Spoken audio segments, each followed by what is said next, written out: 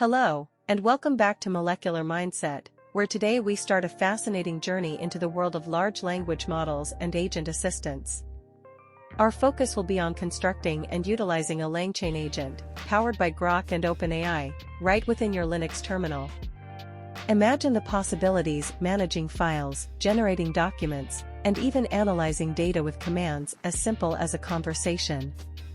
This breakthrough isn't just a tool, it's your personal coding assistant, streamlining tasks and enhancing your productivity. Whether you're beginning your coding adventure or sharpening your skills, this guide, accompanied by a comprehensive code repository, promises a seamless experience for all. In this simple examples, we are asking the assistant to tell us what are the files in the current directory. And we see that the agent automatically tells us what are the files. We can then ask it to generate a folder, and it automatically creates it. These scenarios are just the tip of the iceberg. As we integrate more tools and agents into the system, the horizon of possibilities broadens exponentially, transforming routine tasks into a playground of efficiency and innovation. By the end of this video, you're not just going to learn about this agent, you're going to have it up and running in your terminal, transforming your command line experience. The first step to unleashing this potential is to get the code onto your system. All you need to do is head over to the video description below. You'll find the GitHub link right there. Clicking on it will take you directly to the repository containing the essential code for this tutorial. Once you're at the repository, grab the link to clone it.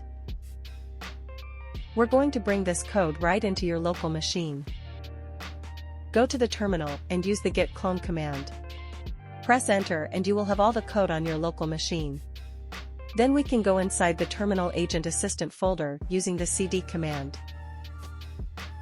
Following the instructions on the repository, the first step is to install all the required dependencies by running the provided pip install command. And here's a pro tip: using a virtual Python environment or a Conda environment is highly recommended. It keeps your workspace clean and organized. We already have this packages installed and have cloned the repository, so the next step is to make the launch_bot script and executable files. For this, we can copy-paste the provided code and run it in our terminal.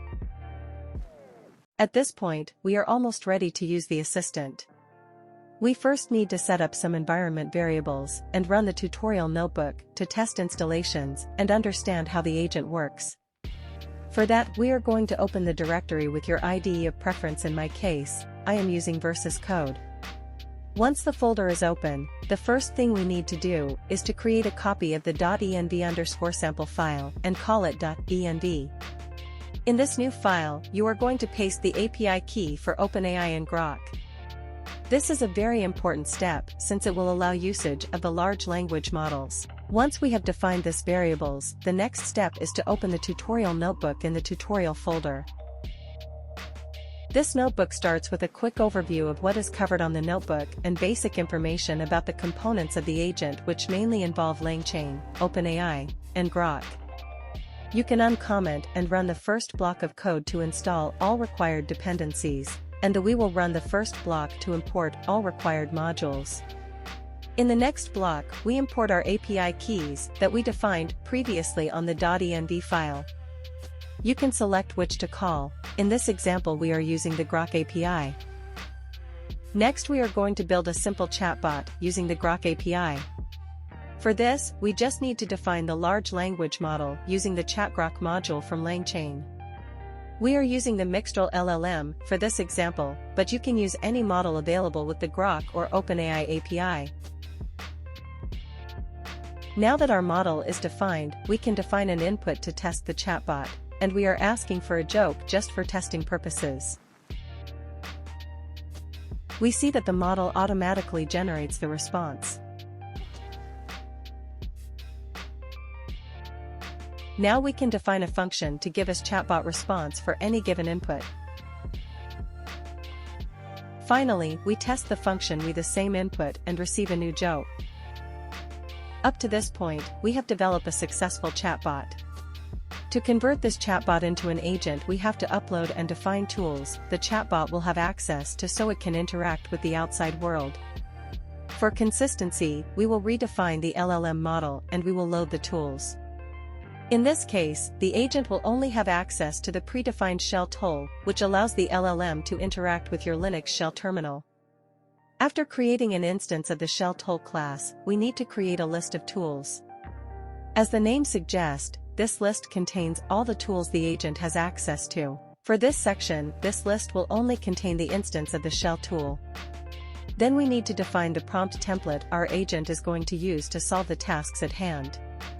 For starters, we are going to use the template of reason and actions, React in short, to generate a React agent. For this, we are going to use the create React agent function, which takes the LLM, the list of tools and the prompt template. Finally, we create the agent executor using the agent executor command, which will allow us to make calls to the agent and receive answers. Once we run this coded block, we will have our agent ready, and we can take a look at the prompt template being used. Keep in mind that you can modify this to guide the agent in how to solve specific tasks.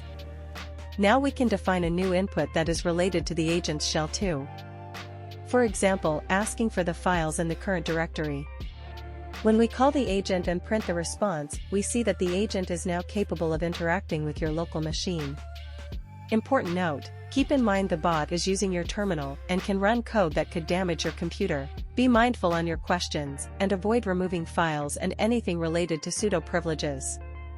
Similar to what we did before, we are going to define a function to receive answers from the agent given any input. We test the function and see the expected behavior. If we continue exploring this agent, we will notice that it has trouble answering questions that are not related to the tools it has access to. We can see this by asking it for a joke, and seeing how it is trying to use the curl command on the terminal to get jokes from the internet and answer the question. Sometimes the agent is able to figure it out by itself, but usually it fails when it encounters these issues, as seen in this other example. But not to worry, since we are going to get around this issue. To do so, we are going to define a custom tool using the function we developed earlier for the chatbot response. We just need to add the @tool decorator on top of the function and add a docstring that describes what is the use case of such tool. In this case, the chatbot_response tool is going to be used when the question of the chatbot does not require the use of any of the other tools. For consistency, we will create a new instance of the shell tool and run the code. We are going to redefine the LLM model and define the new list of tools, which now includes the chatbot_response tool and the shell tool. We then create the React agent and the executor in the same way we did before. When we run this code, we have an agent with shell tools capabilities, and that has a chatbot to respond questions that do not require any tools. Finally, we define a function to receive the response from the agent, and we define two inputs. One that does not require shell access, and the other one that does. We use the function to use our inputs as questions for the agent and see in the results that agent was capable of answering both types of questions. At this point, we have all the components we need to make our agent assistant work. So the next step will be to analyze the source files so we have a good understanding on what is happening when we make use the agent in the terminal. The first file we are going to analyze is the main_bot.py script. This contains all the code we discussed in the tutorial. First, we import all required modules by copy-pasting them from the tutorial notebook. Then, we need to define the model variable to select which keys and LLM to use. In this case, we continue using the Groq API and Mixtral LLM. The next parts of the code involve loading the tools, which now involve the response from the chatbot, the shell tool and a Python tool. We then need to create the list of tools containing them and define the prompt template. Finally, we create the React agent, executor and function to get the responses. All of this is exactly the same we discussed on the tutorial.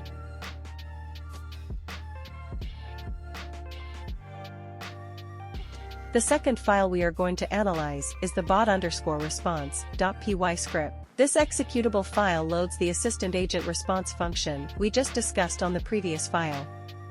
Every time this file is executed, it calls the agent to generate a response. The final file we need to analyze is the launch_bot.sh script. This script first determines the current working path and then starts a while loop that keeps asking users for inputs and generating responses from the agent until the chat is closed by the user. Now that we know how information flows within our files to make the agent work, we can launch the agent using the launch_bot script and ask it to tell us about the files in the current folder directly from the terminal. Here we are showing simple examples, but the applications are limitless. Share with us in the comments what tools you have developed or which tools you think could be useful for everyday tedious tasks. Also, let us know what tools you would like to see develop and what related content you would like to see from us. If you find this type of content useful, please consider liking the video and subscribing to the channel so you keep up to date with new content.